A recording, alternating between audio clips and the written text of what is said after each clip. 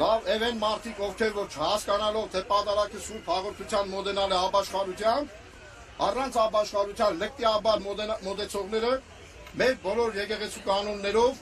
մեր հայրի ասածներով արժանի են նզովքի եւ իրենց անարժանորեն մոդենալով հաղորդությանը, իսկ որ իրենք այդպես են, իրենք դատապարտում են իրանց։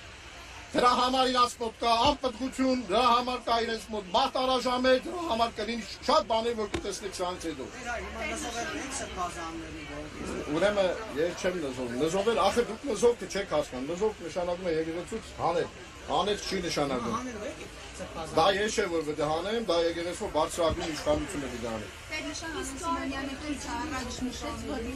Մի անձնականացեք չգիտեք։ Ասացալեն Սիմոնյանը քիչ առաջ, եթե իր ցանկությունը լինի, հաջորդ կիրակի կգնան մայրաթոռ, ինչպես կմեկնաբանեք։ Թող լինի տեսնենք։